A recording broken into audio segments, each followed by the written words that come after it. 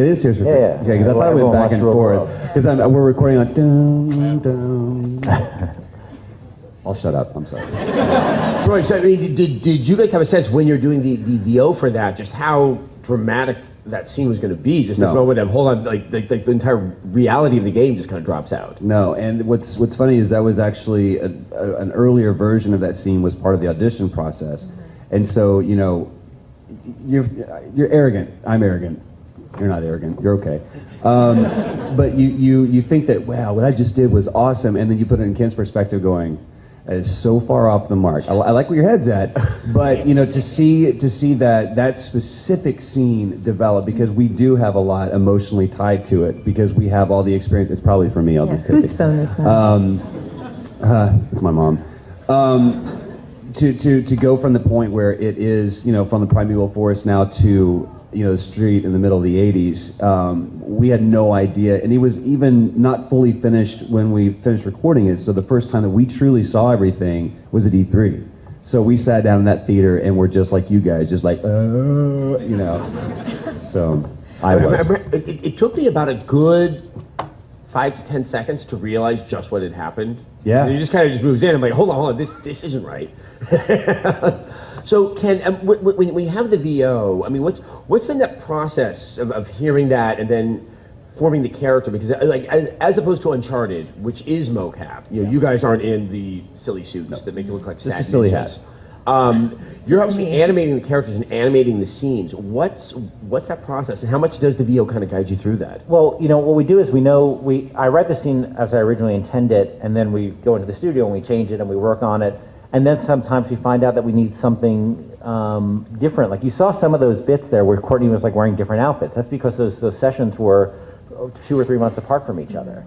And we would actually find little bits of each performance that, as we figured out exactly what the scene wanted to be, sometimes we'd have a performance that was great, but there was one moment in it that didn't feel as right, but maybe there's another moment from 2 months earlier that was better. So I work with Justin and Christina in my office, who basically are great for, they know every single take, and they are basically put candidates in front of me and say, well, what do we have? A little bit of this and a little bit of that, and sometimes we construct performances out of a bunch of different things, and quite often that's not because there's a problem with the performance, it's because what we actually decide we need to do in the game changes slightly. And sometimes scenes, like the opening part of the demo, the very opening part where they're outside the store talking, we didn't originally intend to even have that scene. We had no scene. And that was just a bunch of sort of ad-libs that we put together and made a scene out of, and probably out of 2 different sessions and 15 different takes. But that's the advantage of not doing the motion capture, is because you have a lot of freedom then to mix and match that stuff, as long as the sound quality is in the same ballpark, which it usually is. Now, I believe we have some demo of sort of the various stages you've gone through in creating a scene that we saw in the demo. I believe it's when the songbird is kind of tearing off the roof. Yeah, you know, this is, I think it's kind of hard to understand when you see really polished stuff. You know, there's a process there, and we have, you know, like George, our concept artist, you know, I write the scene, and then we sort of work with a concept artist to sort of like try to get to envision what it's gonna play out like, and then you sort of go from the pencil storyboards to early animations, and this is, I wish we had actually even an earlier version of this, because this is just like a gray box version of the part where Elizabeth comes in and stops the songbird. What's really interesting about the first version of this is the songbird was much more aggressive originally. Yeah. The first animation that John Mankiewicz did, and he was driving the situation, and he was basically saying, all right, Elizabeth, come with me. And we decided, and this is after the recording session, would be a lot more interesting if the songbird was the angry girlfriend, essentially, or the jilted lover in a lot of ways, and Elizabeth became the active driver of the scene. I think that made him a more interesting character. It made her a stronger character, because the sacrifice was very much in her hand and of her doing. And then, we have the final version with sound here that sort of shows all those elements coming together and making the final scene. You can see how...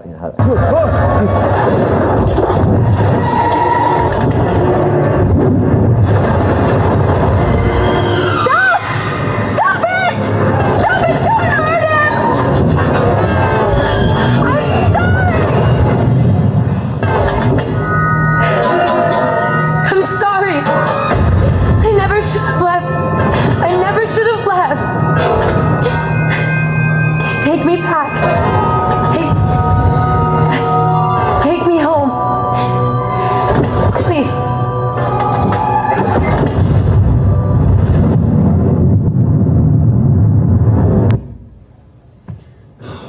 So Courtney, did Ken have to say, like, okay, now there's this really big mechanical birdie thing that's kind of like leaning in, and You're scared of it. Ooh. I mean, a lot of times, and in the audition process too, like Troy already touched on, like there were these, like this scene and the horse scene where we didn't know what we were working with, and Ken was trying to describe kind of the indescribable, and so that we would know, kind of have this idea of what was going on. So I really didn't know. That's why I think I was so blown away by seeing the demo. Yeah, right. Because that was when even my best imagination didn't even come close to touching what Ken and the rest of the people on this project actually brought to fruition. And one of the things that I really love about that again, you get to see the actualization of Ken, your intention, was that the songbird is not looking at her, he's looking away from her until she says, "Take me home." And then he looks at her, and then his eyes change. And we shortened that scene because originally it was a lot longer. Songbird was torturing Booker. And because I had like fallen through this glass, and I had glass all through my skin, and he was just like digging in. And I loved it because it was like really visceral, and I'm a glutton for punishment. I love to go, ah, you know. Like I haven't done that before. But it was really cool to see that scene really get tightened up and truncated because, and we talked about this, and you said it was like there was no purpose for it. We also ran out of time. Like that scene, like John Mangigill was working his ass off, and we just ran out of time to do all those bits. So that happens a lot of times. You run out of time, like, okay, what is the heart of this thing? Right. And it was really about, it wasn't about Booker and the Songbird, it was really about Elizabeth Right. and the Songbird. So we just sort of truncated that part, and I think it made a stronger scene as well. Ken, I wouldn't say that any game you've ever worked on would be realistic in terms of the way that it presents human beings. This, I would say, is one of the more stylized I've seen. Does that give you certain benefits in terms of getting that emotional read out of the animations? Because I don't think I could see that scene play out with something that looked, say, more like Call of Duty. Well, obviously, the RPGs and to be done. The Songbird obviously is Yeah. exaggerated and ridiculous, but it's a tribute to our animators that they could get that emotion, that very familiar, like, I'm not going to talk to you, turning your head away thing that we've all been in fights, with our boyfriends or girlfriends, and we've all had that moment. And for them to do that with a 30-foot tall bird guy, I thought was a real impressive feat. I mean, It really is. Look, I just describe it. I'm like, no, John, it's like you ever have a fight with your girlfriend, and he's like, yeah, that's not my fucking girlfriend. That's a giant 30-foot tall bird guy. But an animator, a good animator, will be able to take those beats and then translate that into. We also talked about how birds turn their head. Their head sort of can turn really quickly. Also, he doesn't have eyes he doesn't look at you. He looks from the side at you because the eyes are on the side of his head. So it takes a really talented animator to bring all those elements together, but also make them, everybody who sees that knows what we're talking about. We're talking about a relationship, a damaging relationship. But, it's such a strange couple. I think that, sorry, what was the question now?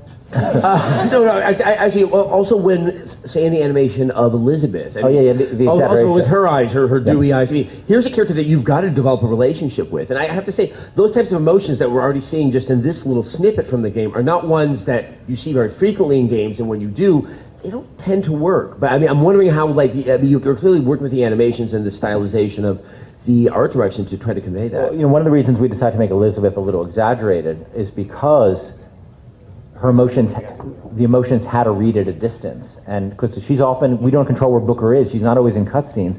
She can be the other side of the room and have to convey something very important. So by exaggerating her features a little bit, she's able to project her emotions, I think a lot more easily into the player. I have to apologize. We have had such a fascinating discussion up here that we've run out of time in this room. And it's all your fault, Adam. Yes. You control time. I do. It's an amazing power I have. But, guys, thank you very much. I would like to have a round of applause for Sylvie, Troy, and Courtney. Thank you very much. I'm looking forward to doing more of this and seeing more of the game until it gets released, hopefully next year. Thank you all very much for coming out. Cheers, thank you guys. Thank you.